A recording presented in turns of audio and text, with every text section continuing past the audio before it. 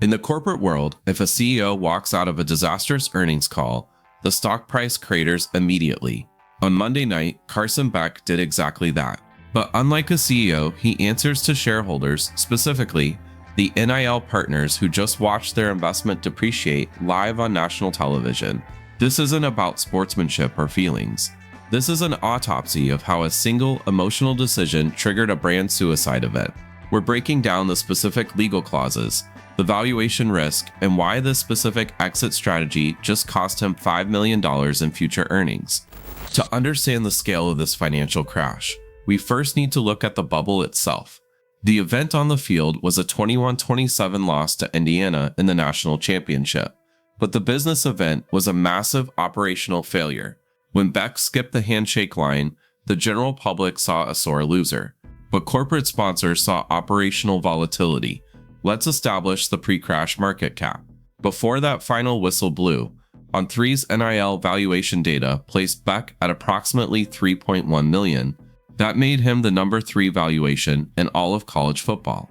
That was the floor. But the real numbers, the speculative value, were likely much higher. Reports from Everett Sports Management and the initial hype surrounding his transfer from Georgia suggested a ceiling closer to $10 million over a 12-month period. This valuation was fueled by Miami's aggressive collective and a branding strategy built around luxury. Beck wasn't marketed as a scrappy underdog. He was marketed as a premium product. Private jets, high-end lifestyle content, the Miami Flash. He was a luxury asset class. And this is where the face of the franchise risk destroys value. NIL valuations for quarterbacks are heavily weighted on leadership metrics, not just QBR. Brands like Morgan & Morgan or Airstar Charter aren't just paying for touchdown passes. They are paying for the post-game podium presence. They are buying the face of the franchise. When a brand invests millions into a quarterback, they are effectively buying an insurance policy on their public image. This is what we call the reliability premium. In the NIL ecosystem, sportsmanship is a risk mitigation metric for corporate sponsors. When a player stands at the podium after a humiliating loss, takes the blame, and shakes hands, they are signaling to Chipotle and Powerade that the asset is stable. It tells the market, I can handle pressure without embarrassing the parent company. The reason this matters is leverage.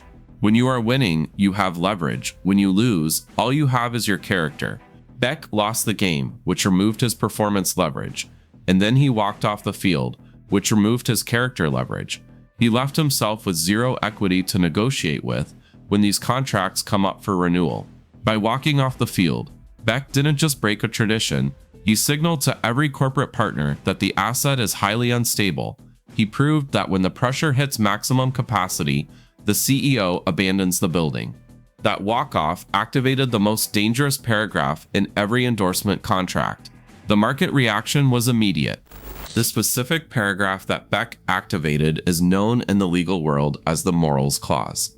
According to contract analyses from firms like Bodman plc and Arnold & Porter, this is standard language in almost every high-value endorsement deal.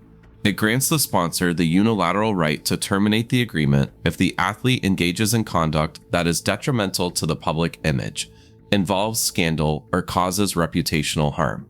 The terrifying part for Beck's camp is the ambiguity. These clauses are designed to be broad. They don't require an arrest record, they only require a public relations headache.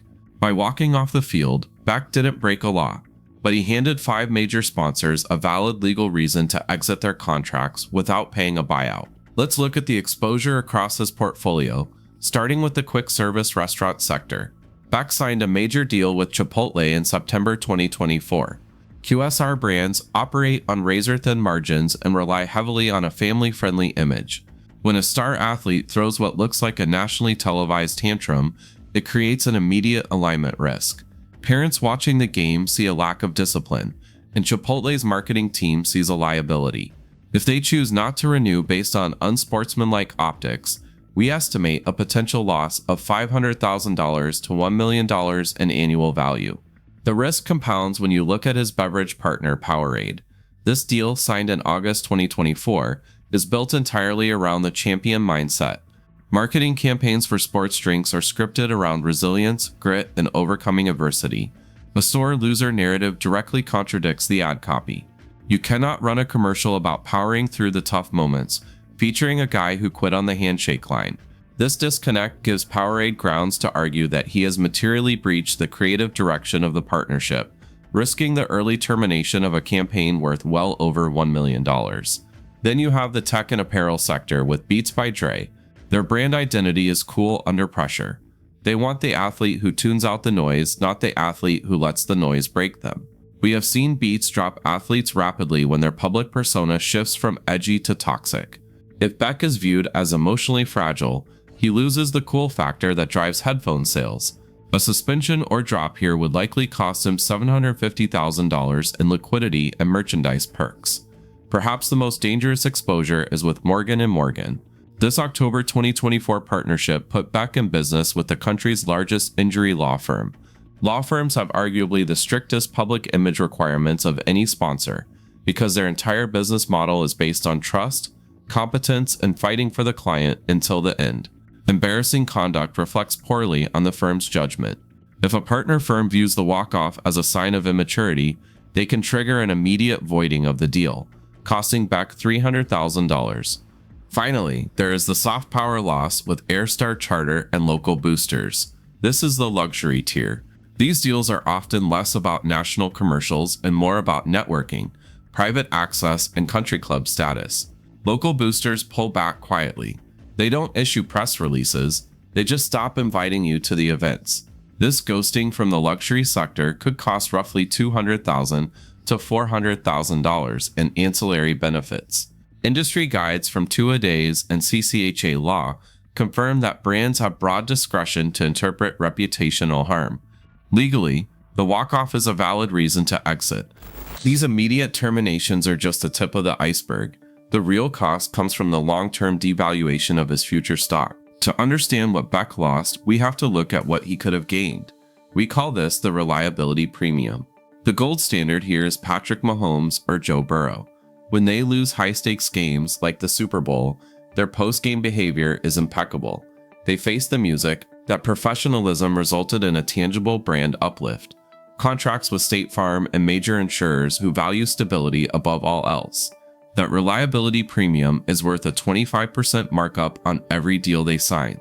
Beck is now facing the inverse, the volatility discount. We have seen this with players like Stetson Bennett or Deshaun Watson, where character concerns or off-field volatility slashed endorsement potential by 50% regardless of their talent level.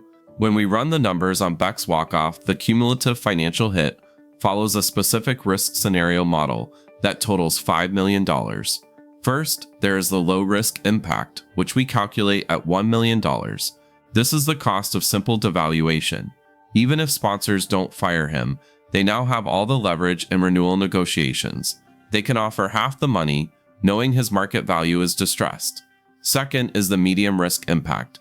Calculated at $2 million, this accounts for the loss of exposure value and the pausing of major campaigns like Powerade. If 2 or 3 major partners decide to wait and see rather than activate new ads, Beck loses the visibility that drives his social media growth, creating a negative feedback loop for his valuation. Finally, there is the high-risk impact, the draft stock short sell. This is where the remaining $2 million evaporates. NFL general managers view the walk-off as a massive character red flag.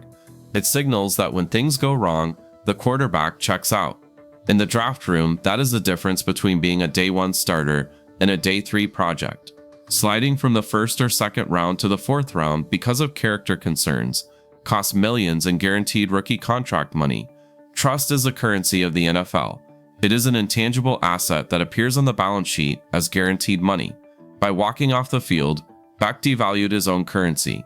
He forced scouts to ask if he has the emotional maturity to lead a billion-dollar franchise. The final ledger shows that emotional outbursts are the most expensive luxury in the sports business.